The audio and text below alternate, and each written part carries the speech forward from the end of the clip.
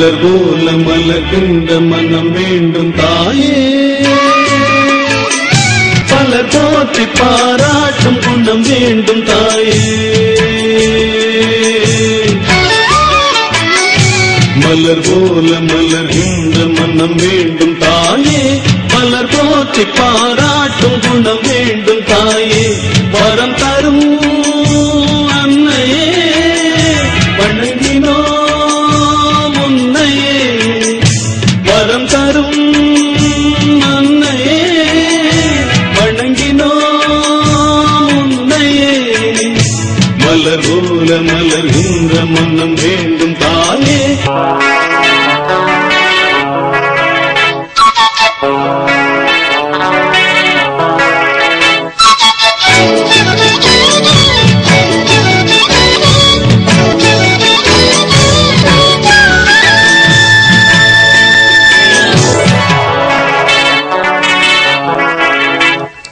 மலர் போல மலர்கின்ற மனம் வேணும் தாயே, பலர் போற்றி பாராட்டும் குணம் வேண்டும் தாயே. மலர் போல மலர்கின்ற மனம் வேண்டும் தாயே, பலர் போற்றி பாராட்டும் குணம் வேண்டும் தாயே. வரம் தரும் அன்னையே வணங்கினோம் உன்னையே, வரம் தரும் அன்னையே வணங்கினோம் உன்னையே.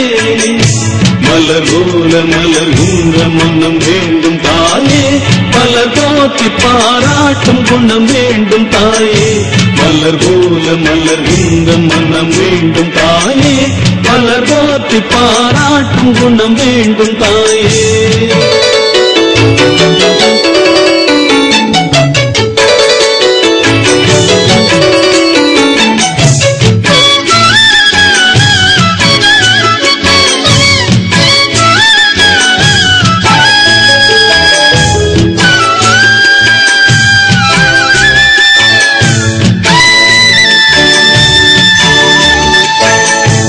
ஒரு நோயும் தீண்டாமல் அணை போடு தாயே, நதி காய நேராமல் நீர் ஊற்று தாயே. நன்னிலம் பார்த்து நீயே எளியோரை மகிழ்வாக்க வழிகாட்டு தாயே, வலியோர்கள் மாட்டாமல் வகை காட்டு தாயே. என் வளமான தாயே, பசிதாகம் காணாமல் பயிராக்கு தாயே, ரசிப்போர்கள் செவி தேடி இசை மூட்டு தாயே. இசை பாட்டு எங்கென்றும் இனி பார்த்து தாயே. மலர் போல மலர்கின்ற மனம் வேண்டும் தாயே, மலர் போற்றி பாராட்டும் குணம் வேண்டும் தாயே. வரம் தரும் அன்னையே வணங்கினோம் உன்னையே, வரம் தரும் அன்னையே வணங்கினோம் உன்னையே. மலர் போல மலர்கின்ற மனம் வேண்டும் தாயே, மலர் போற்றி பாராட்டும் குணம் வேண்டும் தாயே. மலர் போல மலர்கின்ற மனம் வேண்டும் தாயே, மலர் போற்றி பாராட்டும் குணம் வேண்டும் தாயே. காஞ்சி மகா பெரியவருடைய ஆரம்பத்தை பார்த்தீர்கள் என்றால் அன்பின் வடிவம், கருணையின் தெய்வம், ஏன் உயிர்களுக்கெல்லாம் கடவுள் என்று கூட அவரை கூறலாம். இவர் நினைத்திருந்தால் மாட மாளிகை, பட்டு பீதாம்பரம், தங்க வஸ்திரம், தங்க கட்டில் எல்லாத்தையும் அனுபவித்திருக்கலாம். ஆனால் அதெல்லாம் மாயை என்று உணர்ந்த மகா பெரியவர் மக்கள் நலனுக்காகவே கடைசி வரை வாழ்ந்து இறைவனடி சேர்ந்தார். தெய்வம் எப்பொழுதும் சோதனை செய்துதான் சாதனை கொடுக்கும்.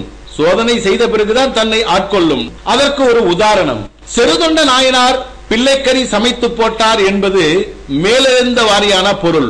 அதில் உட்பொருள் என்னவென்றால் கொஞ்சம் சால சுருக்கமாக சொல்கின்றோம். இவருடைய இயற்பெயர் பரஞ்சோதி. இவர் திருச்செங்காட்டுக்குடியில் பரஞ்சோதி ஆரம்பத்தில் இருந்து சிவன் மேலே மிகுந்த பக்தி கொண்டிருந்தார். பக்தியின் காரணமாக ஒரு அரசனிடம் இவர் தளபதியாக இருந்தார்.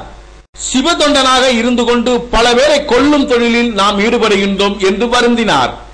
ஒரு முறை வாதாபி என்ற ஊரில் இரண்டாம் புலிகேசி கப்பம் கட்டவில்லை. அவனை யாரும் வெல்லவோ கொல்லவோ முடியாது. அப்பேற்பட்ட திறமசாலியான அரசன் அவன். அரசனிட்ட கட்டளையை கீழ்ப்படிந்து பரஞ்சோதியார் வாதாபி மேல் படையெடுத்தார். வாதாபியை வென்று வந்தார். வாதாபியை வென்று விட்டான் என்று கேட்டவுடன் அரசன் அசந்து விட்டான். அசந்து போய் ஒரு அமைச்சரை கூப்பிட்டு வாதாபியை பரஞ்சோதி முனிவர் எப்படி வென்றார், அவருடைய வாள் வலிமையா இல்லது தோல் வலிமையா எப்படி என்று வினாவினான். அதற்கு அமைச்சர் அவர் கொண்ட சிவபக்தியின் காரணமாகத்தான் வாதாபியை வென்றார், அவர் பெரிய மகா சிவ தொண்டர் என்றான். உடனே பயந்து போய் ஒரு சிவதொண்டன் தளபதியாக இருக்கலாமா, பல பேரை கொல்லும் தொழிலில் அவர் ஈடுபடுத்தலாமா, அது பெரிய பாவம் அல்லவா என்று நினைத்த அரசன் சிறுதொண்ட நாயனாரை கூப்பிட்டு உமக்கு நாம் கொஞ்சம் நிலங்களை அளிக்கின்றோம், அதை வைத்து நீ சிவதொண்டு ஆற்று என்று அனுப்பி வைத்து விட்டார். அன்றைய நாள் முதல் ஒரு சிவனடியாருக்கு உணவு அளித்த பின்னர் தான் இவர் உணவு உண்ணுவார் என்பதை கடமையாக கொண்டிருந்தார். இது எப்படி என்றால், திருச்செந்தூர் முருகனுக்கு வள்ளி வாய்த்தார் போல் திருச்செந்தூர் முருகனுக்கு 16 கையாலையும் பக்தனுக்கு வள்ளி அள்ளி வழங்குகிறார் முருகன். பக்கத்தில் இருக்கிற வள்ளி நம் பக்தன் தானே, என்ன 1 லட்சம் கொடுக்கிறீங்க, நம்ம சொத்து என்ன குறைஞ்சா போகுது, இன்னொரு 2 லட்சமா கொடுங்க என்று வாரி கொடுப்ப வள்ளலுக்கு அமைந்தால் அப்படி ஒரு மனைவி யாரு, வள்ளி. அதே போல் திருச்செங்காட்டங்குடியில் இருக்கும் பரஞ்சோதி முனிவர், இயற்கையில் இருக்கும் ஒரு பரஞ்சோதி முனிவர் தான் பின்னர் செருதொண்ட நாயனார். செருதொண்ட நாயனாருக்கு அமைந்த மனைவி திருவங்காட்டு நங்கை. திருவங்காட்டு நங்கை கொடுப்பதை தடுக்காமல் மேலும் வாரி வழங்க சொல்வாள். அப்படி ஒரு குணம் அவர்களுக்கு. இவர்களுக்கு சில காலம் சென்ற பின் சீராளன் என்ற ஒரு குழந்தை பிறந்தது. இவர்களுக்கு ஒரு பணிப்பெண் வேலைக்காரி, பணிப்பெண் என்றால் வேலைக்காரி, அவள் பெயர் சந்தன மங்கை. வேலைக்காரியை யாரும் தரைக்குறைவாக பேசக்கூடாது, ஏனென்றால் விதுரன் மிகப்பெரிய நீதிமான், வேலைக்காரி மகன்தானே, அதனாலே நாம் அப்படி சொன்னோம். பரஞ்சோதி முனிவருக்கு சிறுதொண்ட நாயனார் என்ற பெயர் எப்படி வந்தது தெரியுமா? தினமும் ஒரு சிவனடியாருக்கு உணவு அளிப்பதே இவர் கடமையாக கொண்டுள்ளார்.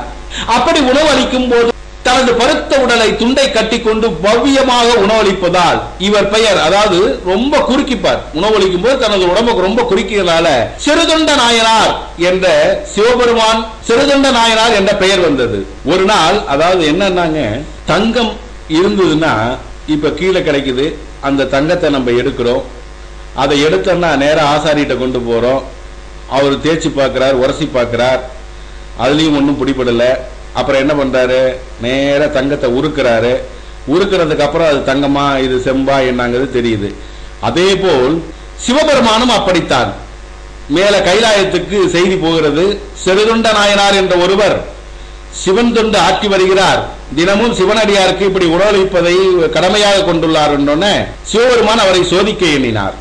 சோதிக்க எண்ணிய சிவபெருமான் என்னன்னா அப்புறம் சிவனடியார் வருவாங்களா? ஒரு நாள் வீட்டுல சாப்பாடு சமைச்சு வச்சிருக்காங்க, ஒரு சிவனடியார் கூட கிடைக்கல, ஒரு சிவனடியார் கூட கிடைக்கல. இவர் தனது மனைவி திருவங்காட்டு நங்கையிட்ட ஒரு சிவனடியார் கூட கிடைக்கல, பக்கத்து ஊருக்கு போய் ஏதாவது சிவனடியார் கிடைக்கிறாரா நான் பார்த்துட்டு வரேன், அப்படி யாராவது சிவனடியார் இருந்தா இருக்க சொல் என்று சொல்லிவிட்டு கிளம்பி விட்டார். சோதிக்க எண்ணிய சிவபெருமான் ஒரு நாள் கருப்பு வஸ்திரம், வலது கையில் மண்டை ஓடு, இடது கையில் திரிசூலம் வேஷத்தில் சிவபெருமான் வந்து கொண்டிருந்தார். இப்படி இருப்பவர்கள் வடநாட்டு சாமியார்கள். இப்பவும் நாம் காசியில் பார்க்கலாம் இவர்களை. நேரா அந்த வேஷத்துடன் சிவபெருமான் சிறுதொண்ட நாயனார் வீட்டுக்கு வந்தார். திருவங்காட்டு நங்கையை பார்த்தார். அவர் சிவனடியாரை பார்த்தவுடன் வரவேண்டும் வரவேண்டும் என்று அழைத்தார். அப்போது சிவபெருமான் காபாலிக முனிவர் வேஷத்தில் வந்தார். எங்கே உன் புருஷன் சிறுதொண்ட நாயனார் இருக்கானா என்று கேட்டார். அவர் சிவனடியாரை தேடி பக்கத்து ஊருக்கு சென்றிருக்கிறார், அமருங்கள் சாமி என்று சொன்னார். அதற்கு காபாலிக முனிவர், ஆண்கள் இல்லாத வீட்டில் யாம் இருக்க மாட்டோம், இவ்வூரில் ஒரு கோயில் உள்ளது, அதற்கு பக்கத்தில் கற்பக விருட்சம் என்ற மரம் உள்ளது, அந்த மரத்தடியில் யாம் படுத்திருப்போம், சிறுதொண்டன் வந்தால் அங்கே வந்து என்னை பார்க்க சொல்லும் என்று கூறிவிட்டு காபாலிக முனிவர் வந்து அந்த மரத்தின் கீழ் அமர்ந்து விட்டார்.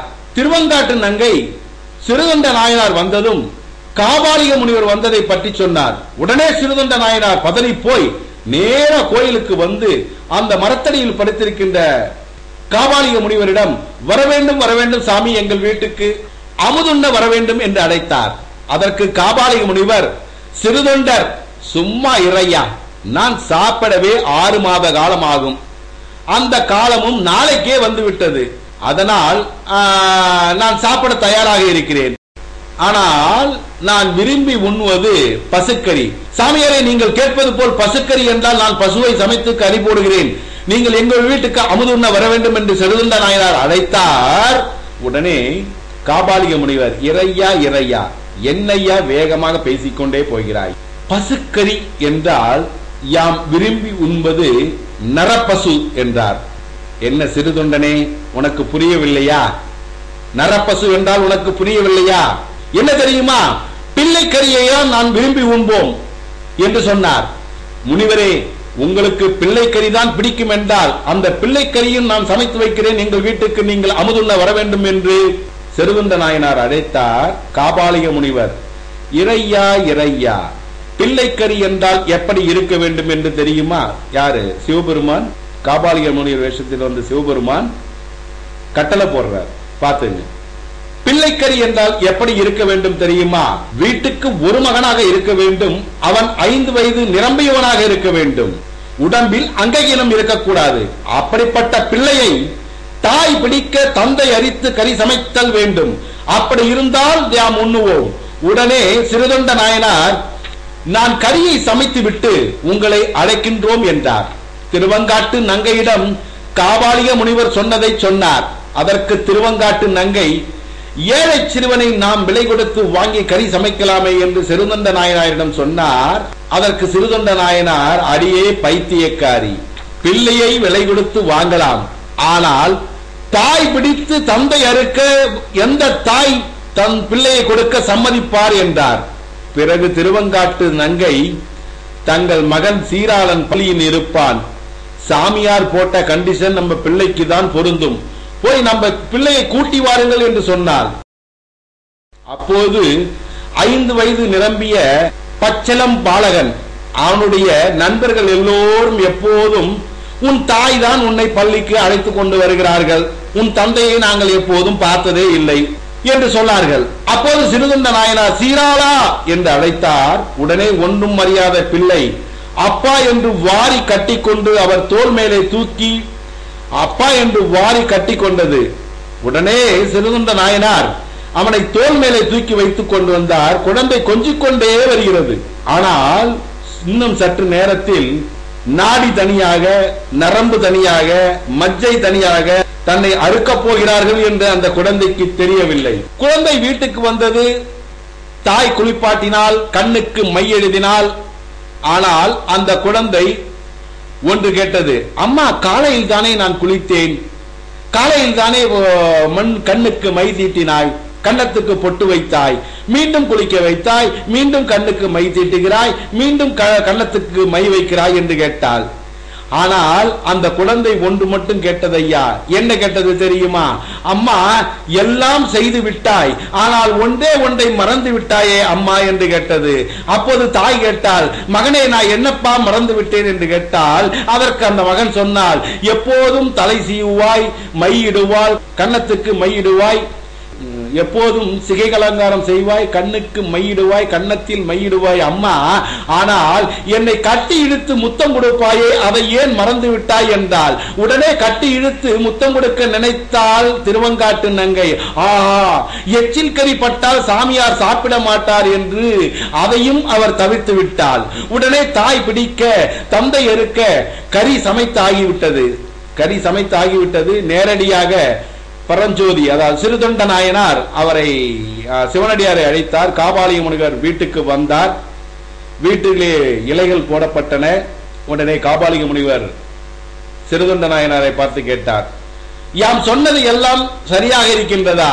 வீட்டுக்கு ஒரு பிள்ளையாக இருக்க வேண்டும், அவன் 5 வயது நிரம்பியவனாக இருக்க வேண்டும், உடம்பில் அங்ககீனம் இருக்கக்கூடாது. சாமி, நீங்க சொன்னது எல்லாம் கரெக்ட், அத்தனையும் நாங்க சமைச்சு கறி சமைச்சு போட்டிருக்கோம். எல்லாம் சரி, எனக்கு தலைக்கறி வேண்டுமே. ஐயோ, சிறுதொண்ட நாயனார் பயந்து விட்டார். தலைக்கறி இவர் சாப்பிட மாட்டார் என்று திருவங்காட்டு நங்கையும் செருதுண்ட நாயனாரும் தூக்கி எட்டே வைத்து விட்டார்கள். ஆனால் நம்ம வீட்டுக்கு அமைந்துள்ள வேலைக்காரி எப்படி இருக்க வேண்டும் என்பதை இதில் காட்டுகிறார். அந்த வீட்டில் அமைந்திருக்கின்ற வேலைக்காரி சந்தன மங்கை என்ன சொன்னால் தெரியுமா? இதையும் நீங்கள் விரும்பி உண்பீர்கள் என்று தலைக்கறியும் சமைத்து வைத்திருக்கிறேன் என்றால் உடனே தலைக்கறியை எடுத்து பரிமாறப்பட்டது. அப்போது செருதண்ட நாயனாரிடம் காபாலிக முனிவர், நான் சாப்பிடும் போது எனக்கு ஒரு சிவதொண்டன் வேணுமே, அவனை வைத்துக் கொண்டுதான் நான் சாப்பாடு சாப்பிடுவேன் என்று கூறுகிறார். ஐயோ சாமி, நான் இப்போது சிவதொண்டனுக்கு எங்கே போவேன்? நானே சிவதொண்டன் தானே, நானே அமர்ந்து கொள்கிறேன் என்றார். இல்லை, நீ அமரக்கூடாது, எங்கே உன் பிள்ளை சீராளன், அவனை கூப்பிடு என்கிறார். சீராளன் சீராளன் ஒன்று இவர்கள் வந்து சமாளிக்கிறார்கள், அவன் வெளியே இருக்கிறான் அப்படி இப்படி என்று. அப்பொழுது காபாலிக முனிவர் சொல்கிறார், உன் மகனை போய் வெளியே உன் மகனை போய் வெளியே அழைப்பா அப்படின்னு.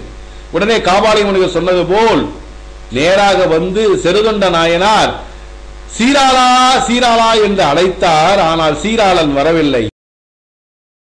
உடனே சிவபெருமான் திருவங்காட்டு நங்கையை நோக்கி உன் மகனை வெளியே போய் அறை என்று கூறுகிறார்.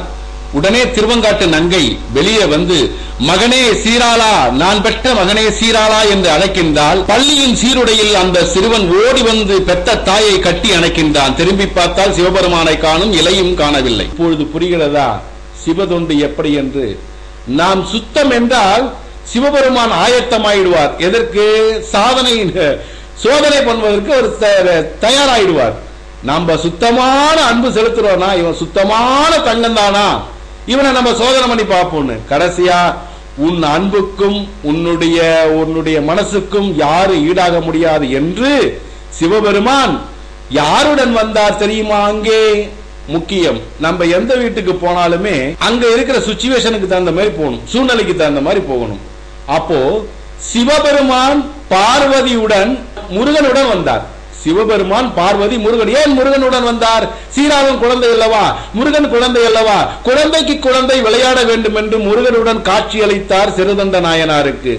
இப்பொழுது உங்களுக்கு புரிகிறதா தெய்வத்தின் சக்தி என்ன, தெய்வத்தின் வலிமை என்ன, தெய்வத்தின் சாதனை என்ன, தெய்வத்தின் சோதனை என்ன? எல்லாத்தையும் திறந்தால்தான் நாம் என்ன பண்றோம்? ஃபர்ஸ்ட் பொருள் மேல பற்று வச்சிருக்கோம், அடுத்தது மனைவி மக்கள் மேல் பற்று வச்சிருக்கோம், அதுக்கு அடுத்தால் போல் நம்ம மேலே பற்று வச்சிருக்கோம். ஃபர்ஸ்ட் பொருட்பற்று, அடுத்தது மனைவி மக்கள் மேல பற்று, அடுத்தது நம்ம மேலே பற்று வச்சிருக்கோம். இந்த பற்றெல்லாம் ஒடிச்சா மட்டும்தான் அந்த பற்றற்ற துறவியை நம்ம காண முடியும். இது ஒரு உதாரணம்.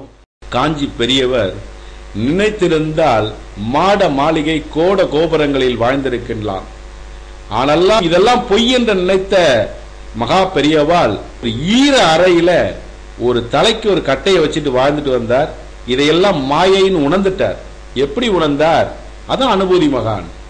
இறைவன் பக்கத்தாலே சிந்தனை இருக்கிறதுனால அனுபூதி மகான்னால அவருக்கு எல்லாமே தெரிஞ்சிருக்குது. ஒரு பூமியில் ஒரு மகான் எப்படி வாழ வேண்டும் என்று நினைத்தால், ஒரு பூமியில் ஒரு மகான் எப்படி வாழ வேண்டும் என்று நினைத்தோமோ அப்படி வாழ்ந்தவர் பெரியவர். அவரை போல் இனி ஒரு கருணை கடாட்சியமான ஒரு மனிதரை இந்த பூமி காண்பது மிக மிக மிக மிக அரிது. சரி, அடுத்தது கதைக்கு போலாம். உலகத்தில் மிகச் சிறந்தது அன்னதானம். ஏன் தெரியுமா? அன்னதானம் இட்டால் ஊன் குளிரும், உயிர் குளிரும், நரம்பு குளிரும். அது எது வரைக்கும்?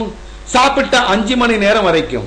அதற்கு அடுத்தா போல் 1000 மடங்கு 10,000 மடங்கு பெரியது நிதானம். 1000 மடங்கு 10,000 மடங்கு பெரியது நிதானம். அதைவிட கோடி கோடி கோடி கோடி மடங்கு பெரியது சமாதானம். மகாபாரதத்தில் தர்மர் கண்ணபிரான் சண்டை சண்டை சண்டை என்று சொன்ன போதெல்லாம் தர்மர் சமாதானம் சமாதானம் என்றுதான் சொன்னார். கண்ணபிரான் 108 ஆண்டுகள் அவதாரம் பண்ணியதற்கு காரணமே பூமாதேவிக்கு வாக்கு தத்துவம் கொடுத்திருந்தார், யாம் மகாபாரத போர் நடத்துவோம் என்று.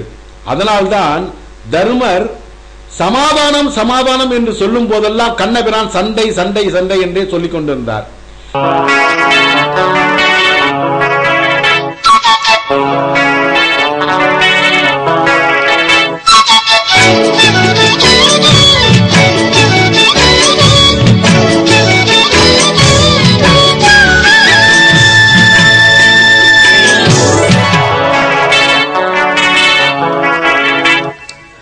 மலர் போல மலர்கின்ற மனம் வேண்டும் தாயே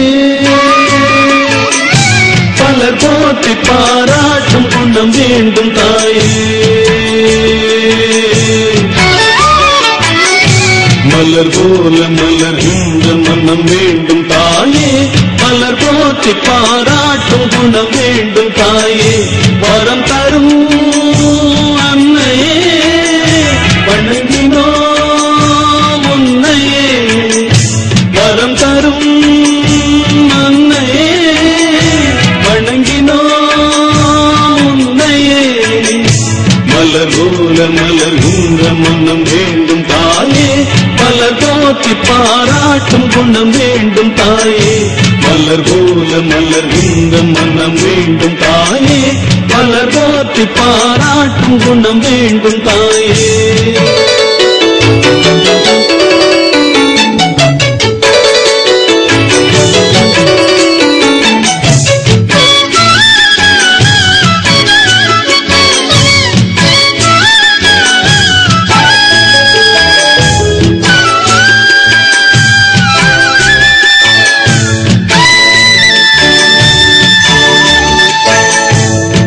நோயும் தீண்டாமல் அணை கோடு தாயே நதி காய நேராமல் நீர் ஊற்று தாயே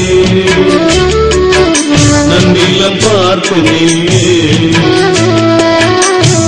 எளியோரை மகிழ்வாக்க வழிகாட்டு தாயே வலியோர்கள் மாட்டாமல் வகை காட்டு தாயே என் வளமான தாயே பசிதாகம் காணாமல் பயிராக்கு தாயே ரசிப்போர்கள் செவி தேடி இசை மூட்டு தாயே இசை பாட்டு எங்கென்றும் இனி பார்த்து தாயே மலர் போல மலர்கின்ற மனம் வேண்டும் தாயே மலர் போற்றி பாராட்டும் குணம் வேண்டும் தாயே வரம் தரும் அன்னையே வணங்கினோம் உன்னையே வரம் தரும் அன்னையே வணங்கினோம் உன்னையே மலர் போல மலர்கின்ற மனம் வேண்டும் தாயே மலர் போற்றி பாராட்டும் குணம் வேண்டும் தாயே மலர் போல மலர்கின்ற மனம் வேண்டும் தாயே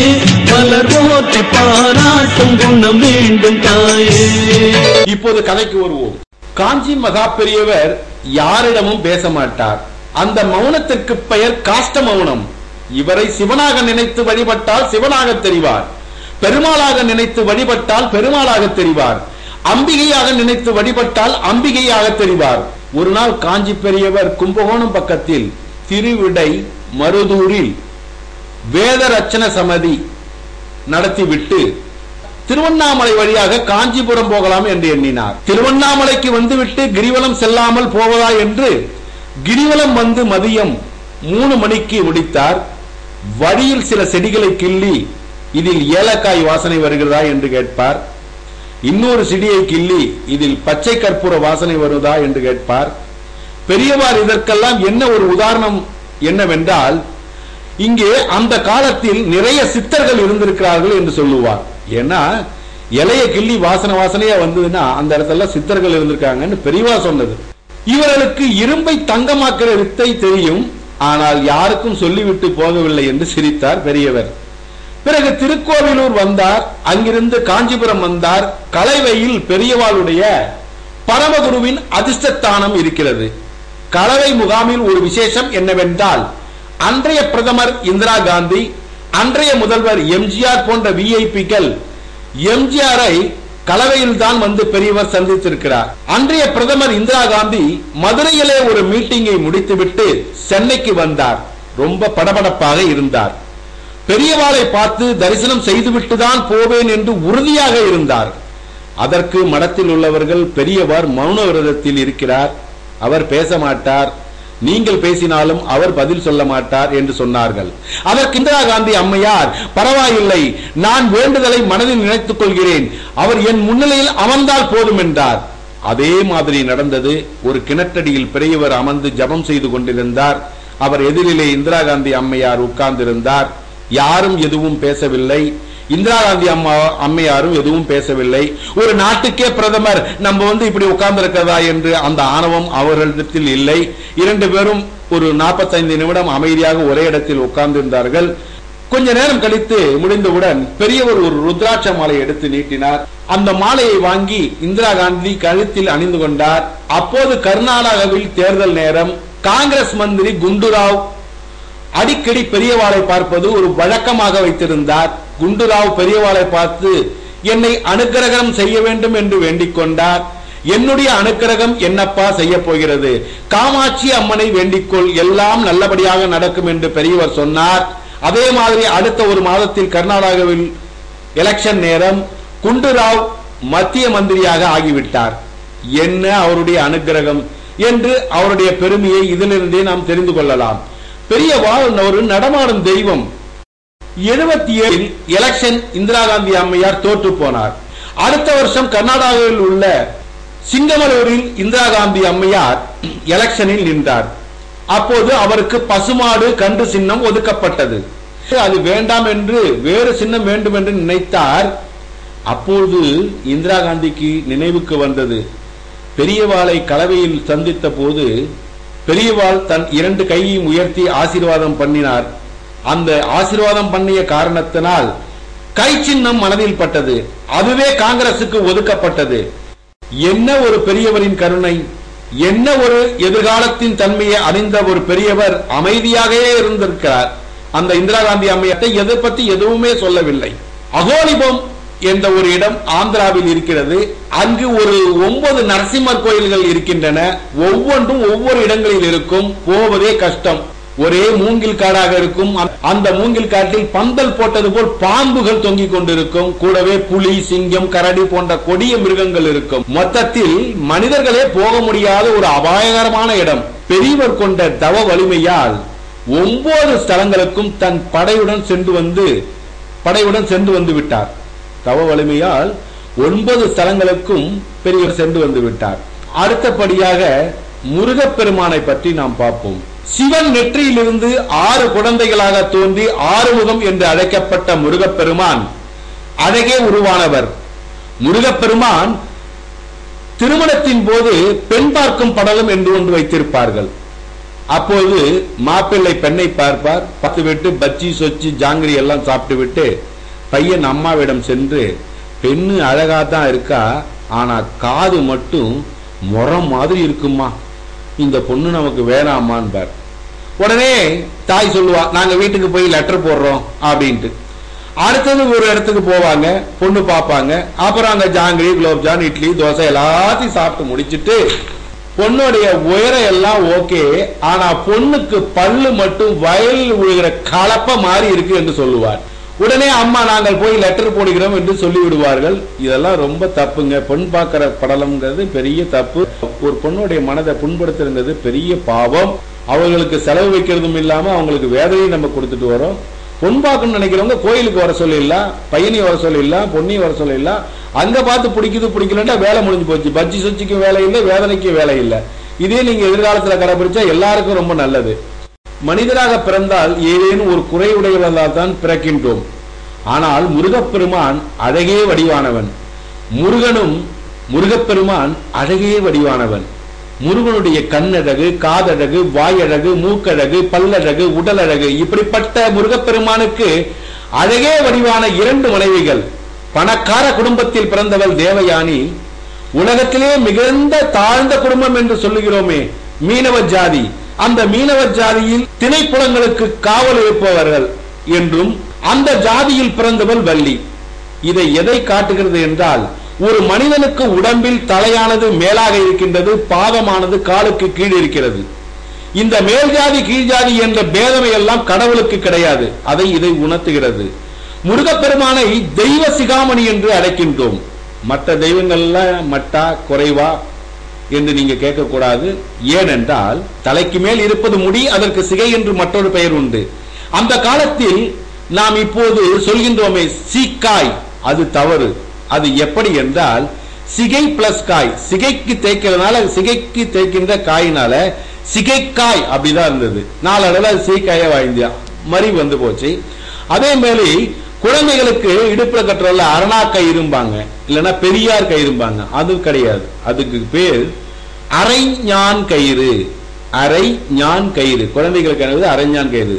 காலப்போல மருகி மருகி மருகி பலத மருகி கொண்டு வந்துட்டோம். அதுதான் சுகிசிவன் சொல்லுவார், நாமெல்லாம் பீச்சுக்கு போனா வாக்கிங், நாமெல்லாம் பீச்சுக்கு போனா வாக்கிங், ஆனா பீச் நம்மளை நோக்கி வாக்கிங் வந்ததுன்னா சுனாமி. பீச்சே நம்மளை நோக்கி வாக்கிங் வந்ததுன்னா சுனாமி. எப்படி எத்தனை பேரை கவலைகரம் பண்ணுச்சு. சரி, இப்ப கதைக்கு போலாம்.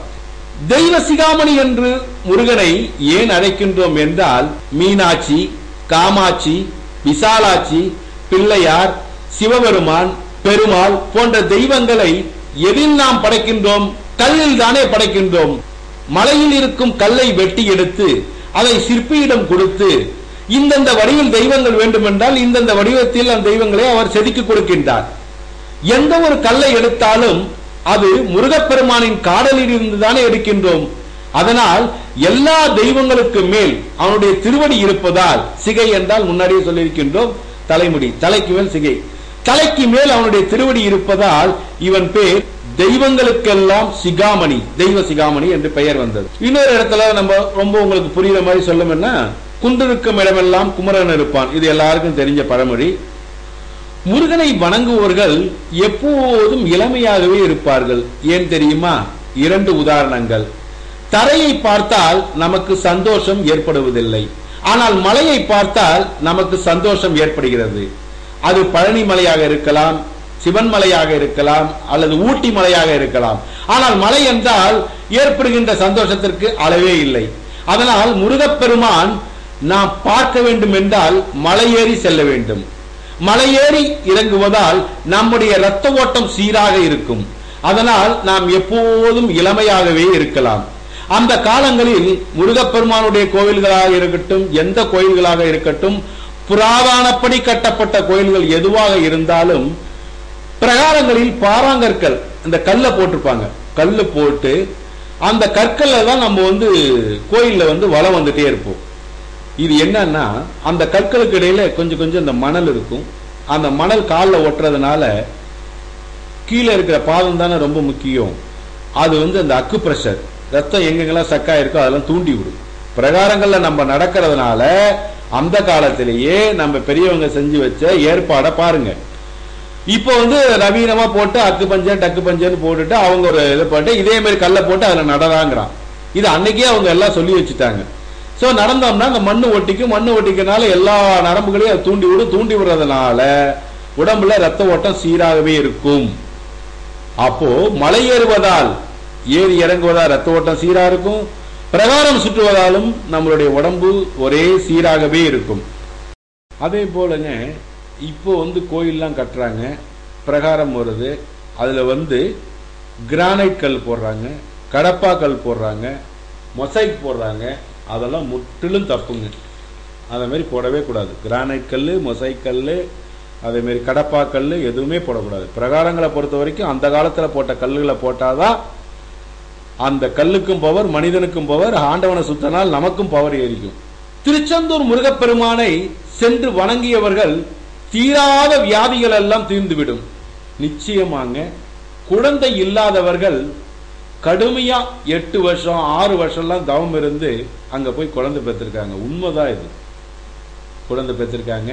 அதே மாதிரி இந்த பில்லி, ஏவல், தோஷம், அது இது எல்லாம் இருக்கிறவங்க திருச்செந்தூர் போனீங்கன்னா கண்டிப்பா அதுல எல்லளவும் 102% கியூர் ஆயிரும். திருச்செந்தூர் முருகனுக்கு அப்படி ஒரு பவர். திருச்செந்தூர் முருகன் ஒரு சக்தி வாய்ந்த, திருச்செந்தூர் தலம், முருகனுடைய ஸ்தலம் ஒரு சக்தி வாய்ந்த தலம். அருணகிரியார் சொல்லவில்லையா, கால்பட்டு அழிந்தது ஐயன் தலையெழுத்து. வாரியார் சாமி தான் சொல்லுவாங்க. இது எந்த ரப்பரா? இது பேனாவில் எழுதுனா ஒரு ரப்பர் அடிக்கும், பென்சிலால எழுதுனா ஒரு ரப்பர் அடிக்கும். அதே மாதிரி வேற ஏதாவது இந்த ஒயிட்னர் வச்சு அழிக்கலாம், இது வச்சு அழிக்கலாம். ஆனா இது எதில் ஒண்ணுமே புலப்படவில்லை, எல்லாத்தையும் அழிக்குதே. கால்பட்டு அடிந்தது ஐயன் தலையெழுத்து. அதே மாதிரி அந்த திருச்செந்தூர் முருகனுக்கு அப்படி ஒரு பவர் இருக்கு. நாங்க சொல்வதெல்லாம் காதால கேட்டுட்டே இருக்கலாம். ஆனா ஒரே ஒரு முறை நீங்க போய் பாருங்க. பிசினஸில் தோல்வி அடைஞ்சவங்களா இருக்கட்டும், அதே மாதிரி பாத்தீங்கன்னா உங்களுக்கு வந்து பில்லி சூனியம் இருக்கட்டும், குழந்தை இல்லாத தம்பதியா இருக்கட்டும், குழந்தையில தம்பதி ஒரு 6 வருஷம் 5 வருஷம் தொடர்ந்து போனீங்கன்னா கண்டிப்பா திருச்செந்தூர் முருகனால நல்ல தெய்வ குழந்தையை நீங்க பெற்றுக்கலாம். அப்படி ஒரு கடாட்சமான இடம் வந்து திருச்செந்தூர். என்னையா நீ வாயால தானே பேசிட்டு இருக்க, எப்படியா நாங்க இதை நம்புறதுன்னா, எல்லா ஊருக்கு சுனாமி வந்தது, எல்லாத்தையும் அடிச்சு கபலீகரம் பண்ணிட்டு போயிட்டே இருந்துச்சு. ஆனா திருச்செந்தூர்ல மட்டும்தாங்க 2 கிலோமீட்டர் உள்ள போச்சு. எங்க போச்சு? திருச்செந்தூர்ல மட்டும்தான் கடல் எகிர்ல 2 கிலோமீட்டர் பின்வாங்கி ஐயனை பார்த்து பின்னாடி ஓடி போச்சு. இதுல இருந்தே நாங்க அந்த பவர் என்னங்கிறத நாங்க சொல்றோம். முருகப்பெருமானுக்கு அப்படி ஒரு பவர். அவரு பக்கத்தால இருக்க வள்ளியம்மா அதோட பவர். அத முதல்ல சொல்லியிருக்கோம். பக்தனுக்கு 1 லட்சம் கொடுனா 2 லட்சம் கொடுக்கிறார், வாரி வாரி கொடுக்கிற 16 கையால இவர் கொடுக்கிறார். அந்த அம்மா இன்னும் சேர்த்து கொடுக்க சொல்றாங்க. ஒரு முறை நீங்க திருச்செந்தூர் போய் வாங்க. பிசினஸ்ல தோல்வி விட்டுறவங்களா இருந்தாலும் சரி, அதே மாதிரி உங்களுக்கு குழந்தையின்மை இருந்தாலும் சரி, பில்லி சூழ்நியம், அதே மாதிரி பித்து பிடிச்ச மாதிரி இருந்தாலும் சரி, திருச்செந்தூர் போய் வாங்க. கடல்ல கண்டிப்பா நீராடுங்க. கடல்ல நீராடி முருகப்பெருமான வழிபடுங்க. 102% உங்களுக்கு தீர்வு கிடைக்கும். முருகப்பெருமானின் வலிமை சரித்திரத்தில் பெற்றிருக்கு. முருகப்பெருமான் வலிமை வந்து சரித்திரத்தில் வந்திருக்கு. ராமபிரானால் வாலி கொல்லப்பட்டான், வாலிக்கு சரித்திரம் இல்லை. மகாபாரதத்தில் அர்ஜுனால துரியோதனன் கொல்லப்பட்டான், துரியோதனுக்கோ சரித்திரம் இல்லை. ஆனால் கொடியவன் சூரபத்மன் முருகப்பெருமானை எப்போதும் குழந்தாய் குழந்தாய் குழந்தாய் என்று அழைத்துக் கொண்டே வந்தான். ஆனால் சூரபத்மனும் சிங்கமுகனும் வந்த பிறகு அதாங்க முருகப்பெருமானுடைய அருள். எதிரி என்று கூட பாராமல் முருகனை கொஞ்சம் குழந்தாய் இங்க எங்கு வந்தாய், குழந்தாய் எங்கு வந்தாய் அப்படின்னு, குழந்தாய் எங்கு வந்தாய்ன்னு கேட்கிறார். தன் மகனை கேட்கிற மாதிரி கேட்கிறார். அப்படி முருகப்பெருமானை பார்த்து முதல்ல அந்த சிறிய பையனா என்னை வெல்லுவான், அந்த குழந்தையா என்னை வெல்லுவான்னு கேட்டவன் போருக்கு நேரா முருகப்பெருமானை பார்த்த உடனே குழந்தாய் எங்கு வந்தாய், மைந்தா எங்கு வந்தாய் என்று கேட்கிறான். அப்போ சூரபத்மனை வெண்ணும் போது கொக்குன்னா உங்களுக்கு தெரியும், காஞ்சிபுரத்துல கொக்குக்கு கீழே இருக்கும் குயில். கொக்குன்னா மாமரம், நல்லா தெரிஞ்சுங்க. கொக்குக்கு கீழே இருக்கும் குயில்னா யாரு? காமாட்சி அம்மனை சொல்றார். மாமரத்துக்கு கீழே இருக்கிற காமாட்சி அம்மன். கொக்குன்னா மாமரம். அந்த மாமரமா வாங்கி நின்னா ரெண்டே வேலை விட்டு 2 பாகமா பிளந்தார் முருகப்பெருமான். ஒன்று சேவலாகவும் இன்னொன்னு மயிலாகவும். அதாவது எதிரியை எதிரி என்று பாராமல், யாரு ஆரம்பத்திலிருந்து முருகப்பெருமானுக்கு பகைமை பாராட்டி கொண்டவன் சூரபத்மன். அப்பேற்பட்ட சூரபத்மனை 2ஆக பொளந்து தன்னை யாரெல்லாம் வணங்குகிறார்களோ அவர்களும் இவர்களை வணங்க வேண்டும் என்று செய்தவர் முருகப்பெருமான். இதுவரைக்கும் எந்த தெய்வங்கள் சரித்திரத்திலும் நீங்க அப்படி கேள்விப்பட்டிருக்க முடியாது. அதே மாதிரி அந்த காலத்துல பாத்தீங்கன்னா வேலுக்கு தான் தனி மரியாதை. ஞானம், வேல்னாலே ஞானம். வேல் கோட்டம் அப்படிதான் பேர் வச்சிருந்தாங்க. ஆரம்பத்தில் நம்ம தமிழர்கள் எல்லாம் வேலை தான் தெய்வமா கொண்டாங்க. கிருபானந்த வாரியார் சொல்லுவார், வேலை வழிபடலாம், வேலின்றி முருகனை வழிபடக்கூடாது. அதே மாதிரி கந்தர் கோட்டம். அதே மாதிரி பாத்தீங்கன்னா நிறைய பேர் பாத்தீங்கன்னா முருகப்பெருமானுடைய பேர் நிறைய வரும். சிவபெருமான் வேறு பேரோட முருகப்பெருமானுடைய பேர் தான் உங்களுக்கு நிறைய பேருக்கு வச்சிருப்பாங்க. உங்களுக்கு வந்து தெய்வ சிகாமணி, முருகானந்தம், இப்படி பாத்தீங்கன்னா முருகப்பெருமானுடைய பேர் நிறைய வழிவுல வந்துட்டே இருக்கும். ஏன்னா நம்முடைய தமிழுடைய அடையாளம், தமிழுடைய ஆதிச்சின்னமே வேல். இந்த வேலு 3 வேலையை செய்யும். இத வந்து அடுத்த வாரத்தில் சொல்றேன். இந்த வேல் வந்து நின்ன இடத்துல இருந்து 3 வேலை செய்யும். அதனாலதான் இந்த வேலுக்கு அவ்வளவு மரியாதை. ஞானம், அறிவு எல்லாமே இந்த வேல் தான். அதே மாதிரிதான் பெரியவாள் மண்ணில் தோண்டிய தத்துவ முத்து என்றுதான் பெரியவாளை சொல்லணும். இன்னாருக்கு இன்னார் நடக்குது, இன்னாருக்கு இங்க இது நடக்குது, இன்னாருக்கு இங்க நடக்குது அப்படின்னு எல்லாமே தெரிஞ்சிருந்த பெரியவர் ஒரு காலகட்டத்தில் கூட தன்னை ஆணவத்தாலோ அகம்பாவத்தாலோ தன்னுடைய தாம்பிகத்தாலோ எதையுமே அவர் பெருமைப்படுத்திக் கொள்ளவில்லை. தன் ஆரம்ப காலங்களிலே கடைசி இறுதி காலங்கள் வரை மக்களுக்காகவே வாழ்ந்தார். மக்கள் துயர் துடைக்கவே வாழ்ந்தார். அதோடு மட்டுமில்ல, எங்கு போனாலும் கால்நடையாகவே சென்று வந்துட்டார். கடைசி காலத்தெல்லாம் பாருங்க, பெரியவர் கூட யாராலையும் நடக்கவே முடியாது. அதே மாதிரி காந்தியடிகள் கூட நடக்க முடியாது.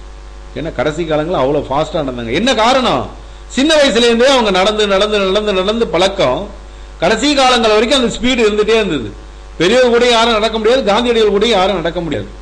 சரி, அந்த வேலுக்கான அர்த்தத்தை அடுத்த வாரத்துல நம்ம பார்ப்போம். இன்னும் பெரியவாள் சரித்திரம் தொடர்ந்துட்டே இருக்கும். வாய்ப்பு இருக்கிறவங்க ஒரு முறை திருச்செந்தூர் போங்க, எல்லா பிணிகளையும் போக்குவார் அந்த திருச்செந்தூர் முருகன்.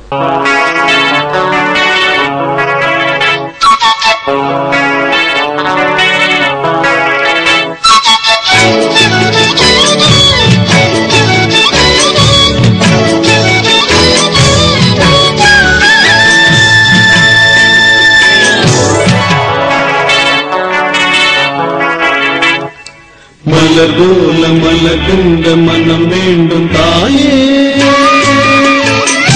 பலர் போற்றி பாராட்டும் குணம் வேண்டும் தாயே. மலர் போல மலர்கின்ற மனம் வேண்டும் தாயே, பலர் போற்றி பாராட்டும் குணம் வேண்டும் தாயே. வரம் தரும் அன்னையே வணங்கினோ,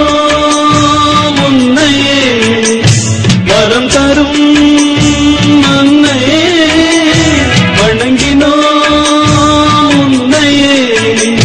மலர் போல மலர்கின்ற மனம் வேண்டும் தாயே, மலர் போற்றி பாராட்டும் குணம் வேண்டும் தாயே.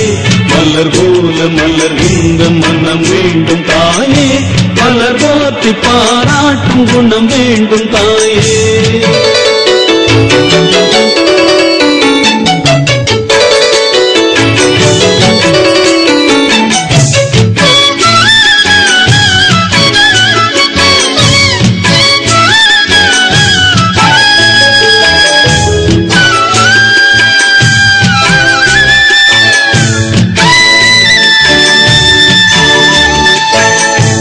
ஒரு நோயும் தீண்டாமல் அணை கோடு தாயே, நதிகாய நேராமல் நீர் ஊற்று தாயே. நன்னிலம் பார்த்து நீயே எளியோரை மகிழ்வாக்க வழிகாட்டு தாயே. வலியோர்கள் மாட்டாமல் வகை காட்டு தாயே. என் வளமான தாயே, பசிதாகம் காணாமல் பயிராக்கு தாயே. ரசிப்போர்கள் செவி தேடி இசை மூட்டு தாயே. இசை பாட்டு எங்கென்றும் இனி பார்த்து தாயே. மலர் போல மலர்கின்ற மனம் வேண்டும் தாயே, மலர் போற்றி பாராட்டும் குணம் வேண்டும் தாயே. வரம் தரும் அன்னையே வணங்கினோ உன்னையே. வரம் தரும் அன்னையே வணங்கினோ உன்னையே. மலர் போல மலர்கின்ற மனம் வேண்டும் தாயே, மலர் போற்றி பாராட்டும் குணம் வேண்டும் தாயே. மலர் போல மலர்கின்ற மனம் வேண்டும் தாயே, மலர் போற்றி பாராட்டும் குணம் வேண்டும் தாயே.